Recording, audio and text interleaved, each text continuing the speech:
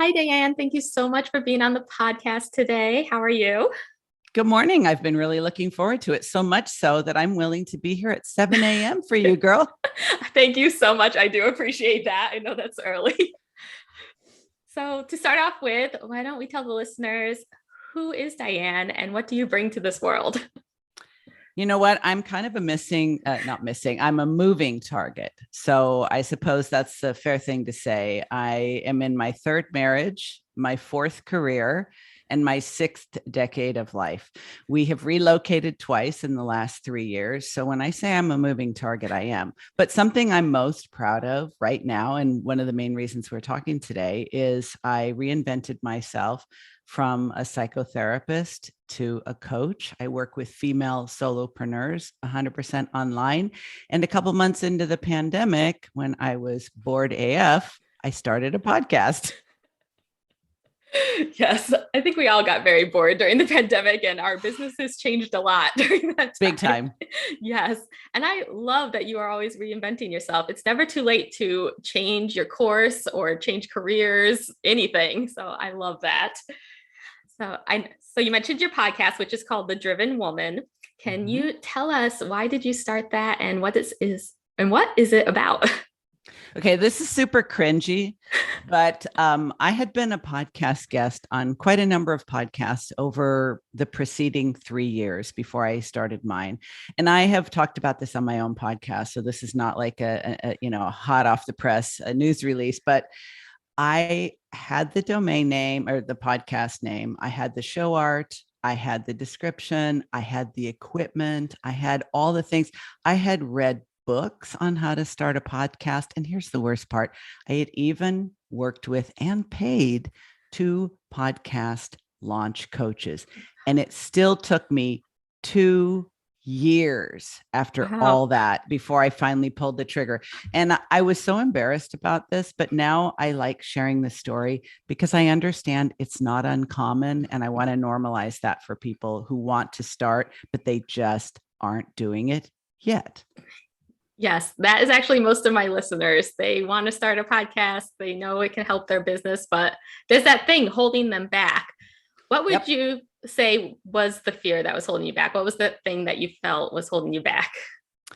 Well, I mentioned to you in the pre chat that I have ADHD. And I think when you understand as a person with ADHD that you're much better at starting than you are at finishing, you also know that you're very impulsive and that you have no shortage of good ideas, but you rarely see them all the way to the finish line. I just didn't want to start a podcast and not be able to sustain it. I was giving in to a lot of the fears that I was hearing about pod fade. And I thought, oh, that's going to be me. And so I would say it was a combination of procrastination and perfectionism, which frankly, it's really ironic, but I'm really good at coaching women on those things. But it's awfully hard to coach yourself Mhm. out of them. Yes. What it finally took, you won't be surprised, what it finally took was accountability in a public way where I joined a 4-week accountability challenge. I had to announce what is my goal for the end of the 4 weeks and then publicly report on my progress every week. And that just unleashed the beast and I got it done. Mhm. Yeah, that accountability piece is big.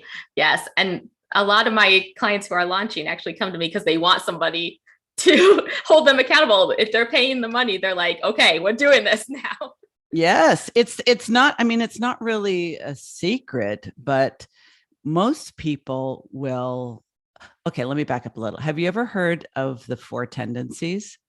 I have. I'm not too familiar with them though. Okay, this is a value add for your audience because it's a really, really helpful thing to know about yourself. Is Gretchen Rubin wrote this book called The Four Tendencies.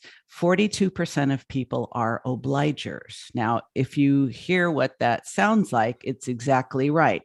They feel obligated to other people to do what they say they will, but they'll disappoint themselves all day long. So if you're an obliger, and because the majority of people are, you probably are, you listening, you there right now listening, get someone to hold you accountable, but in a nice way, not too nice. And it will literally get you out of the starting blocks. I think for me, it probably wouldn't have happened any other way. Oh, yes, I'm definitely an obliger. I got a coach, and that's what started my business because I Boom. holding myself back. Yes. Mm-hmm. So once your podcast was out there, was it as scary as you had imagined in your mind? No, as a matter of fact. And I think what's funny, Jillian, is that people usually have two fears. We all think we're afraid of failure, but many of us are also afraid of success and however that might mean to them. So, for example, if you're a busy mom and you've got littles like you do, you might think, oh no, like what if this really takes off? And I suddenly have a gazillion listeners and everybody is listening and sharing my show and wants to be a guest. I literally won't have time to keep it up. You may not be like consciously, rationally thinking it, but I think we don't know what's going to happen. It's largely the fear of the unknown. So I wouldn't say it's fear of failure or necessarily fear of success. It's fear of the unknown. But I'm a risk taker. That also comes with the ADHD. And I have a tendency to just jump in and tell myself two little lies. One, how hard could it be? And two, I'll figure it out as I go along. And honestly, they're not entirely wrong because once I got going, it wasn't as hard to stay in motion as it was to get out of the starting block. So I think that's a really important thing. If you can just get yourself to start and you have a plan for maybe 12 episodes that'll get you through 3 months of content, you will have gotten past the hurdle of pod fade. You will start to grow an audience, and that in and of itself will be rewarding enough to keep you going. There's so much psychology involved in this. I'm really glad I have a background as a therapist because whatever fear, whatever of like the big three, procrastination, perfectionism, and people pleasing, those are the big three that will mess you up. And there are ways to work with that stuff, but you have to start. Yes. Start, and then it gets easier the more that you do it. Like, and more fun. Yes. Like my first podcast interview was a mess.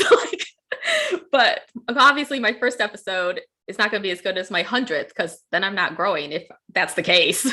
So true. As a matter of fact, because I was so worried about letting other people down, I didn't want to involve guests or anyone else really. So I think it was my first 25 episodes were only about 10 to 15 minutes long. They were solo episodes. I literally had written, a zillion blog posts that I never published. And I was in my freaking closet just reading them, and they were good and they were fun and they were funny and they were good content and people really liked them because they were really short. But after 25 episodes of just me talking to myself in my closet, I was running out of material for one thing, and two, it was getting boring. And it was also during the pandemic. I wasn't seeing anyone face to face. I'm a big old extrovert, so I'm like, I have to start talking to people. So now the show I'm on episode 112. I'm in the top 5% of podcasts. So listen up, folks. You will get there if you don't give up. Well, first you have to start and then you have to keep going. But it is easier because as you go along, you start to realize, oh, my audience seems to like this type of content better than this type of content. So you can get a little bit more strategic.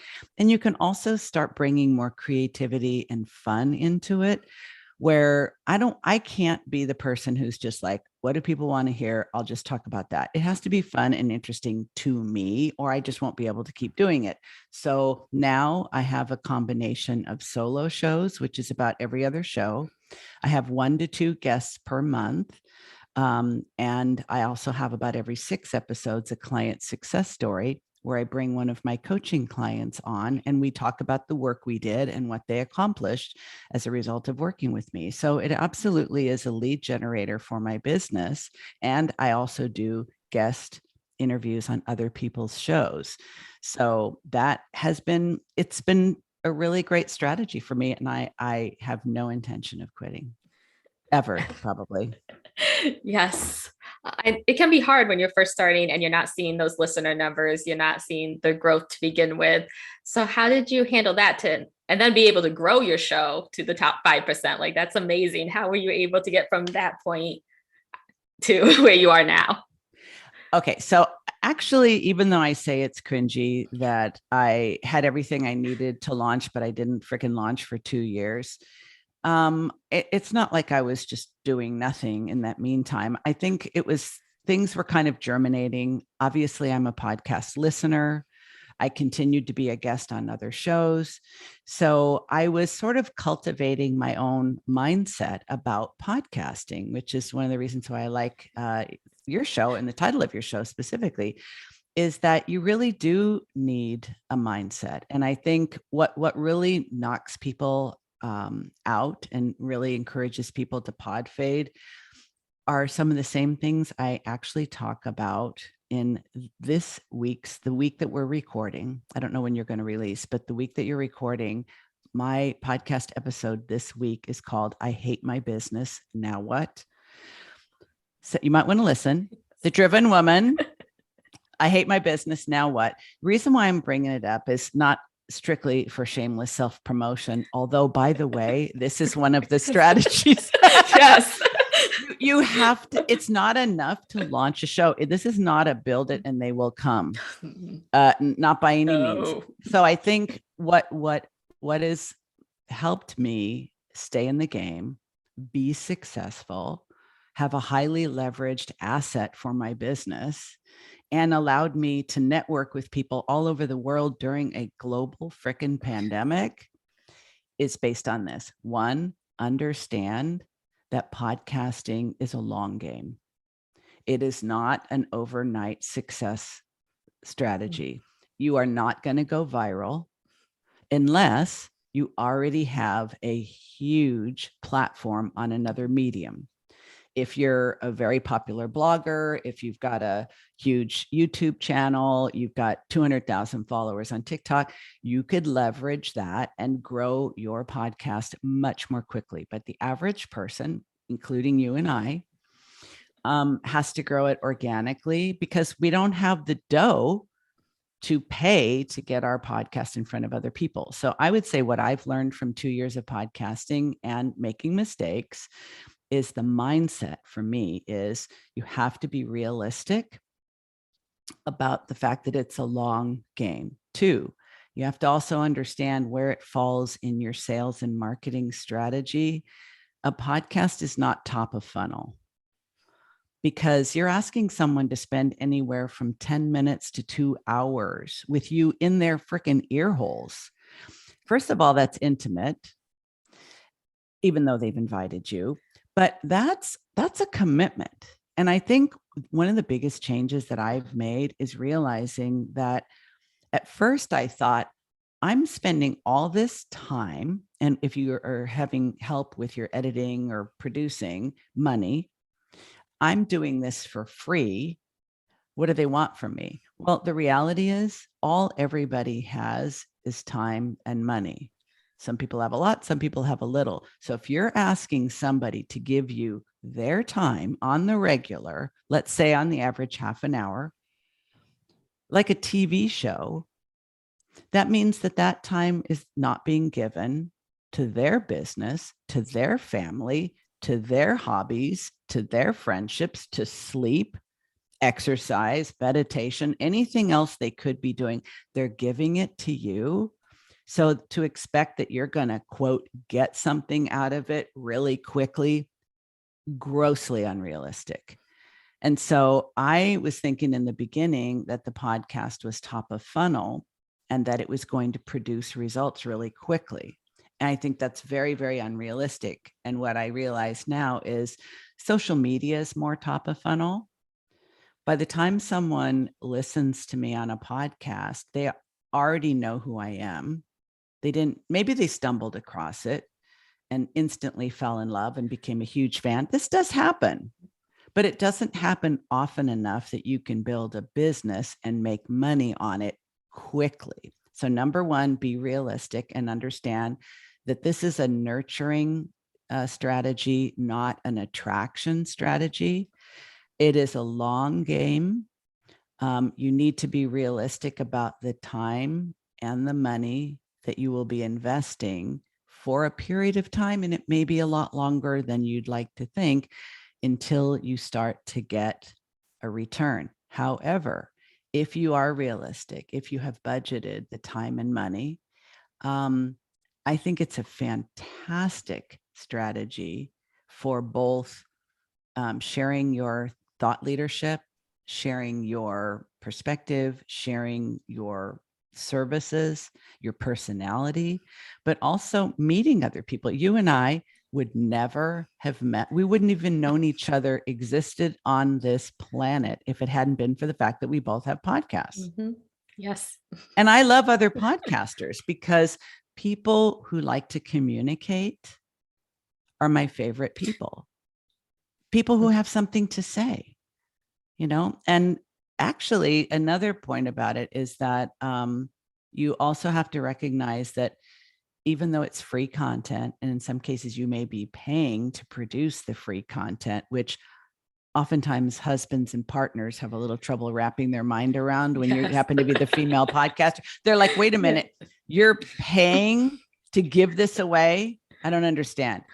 But he's so proud of me now. Whenever we go, we just relocated for the second time in 3 years, as I mentioned. So we don't know anybody here. And what's one of the first things that he tells people is, have you listened to Diann's podcast?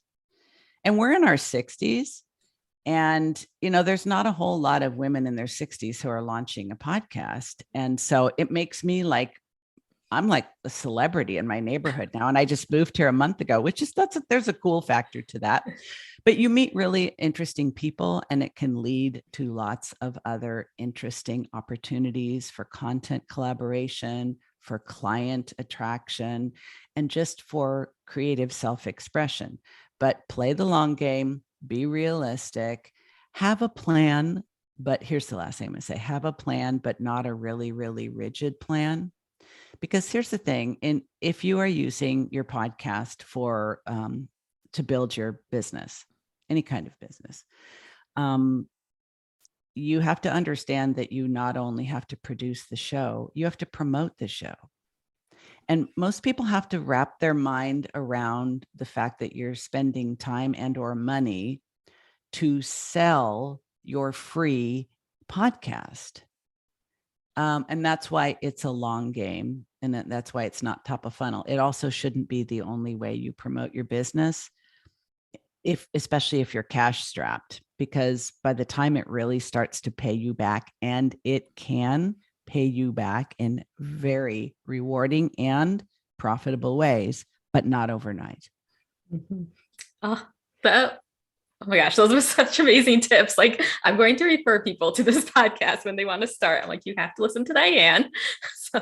But yeah, talking about it everywhere. Like, you can't just release an episode and expect people to come listen to it. And you can find people to help support you in unlikely ways. Like, I have it on my Facebook page, and my son's baseball coach saw it. So he asked me to do the announcements at the games. And now before they promote my podcast for me before the announcements, before I do all the announcements. Yeah. I'm like, that I would have never thought would be a way to, and I've had people come to me and ask me about my services from just me announcing the baseball game.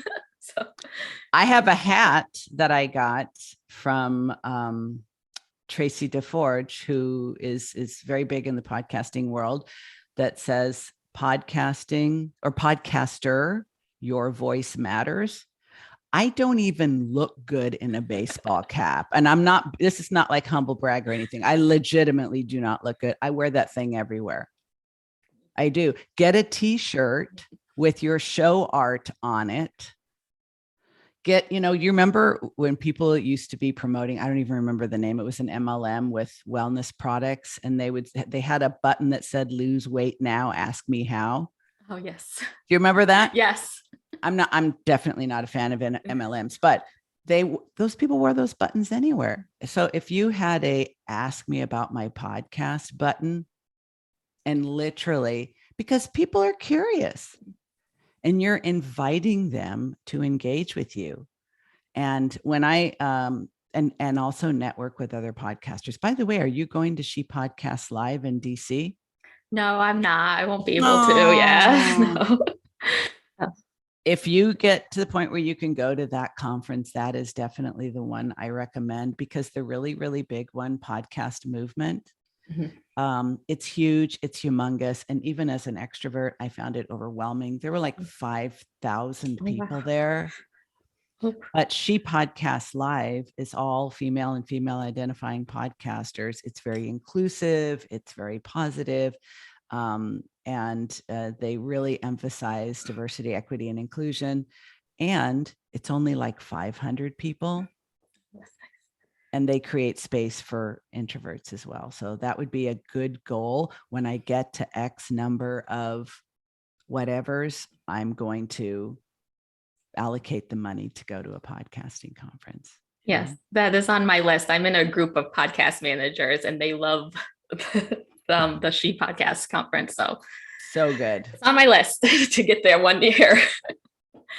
Well, thank you so much for being on today. Like, you gave so much value. I'm definitely going to be referring people to this podcast episode. And how can the listeners connect more with you? Okay. My business is Diann Wingert Coaching, and Diann has a funky spelling. It's Diann. Hey, my mother dropped out of school in the 6th grade, never learned how to spell. And that's just how it turned out. Now I kind of like it. So Diann Wingert Coaching, I'm sure you'll link in the show notes. You can follow me on Instagram or LinkedIn at Coach Diann Wingert. And if you are holding back from launching your podcast or doing anything else that you really know you need to do to move your business forward, I have a quiz called What's Holding You Back. It has 6 different things that it identifies. You get a nice sequence of emails that link you to specific episodes of my podcast and my blog, and also suggestions for how to get unblocked.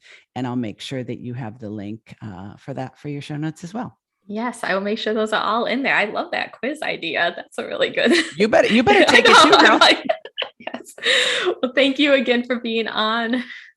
Such a pleasure. I'm really glad we got to connect, and I'm holding space for you to be at that conference next year. Yes, I will. Thank you.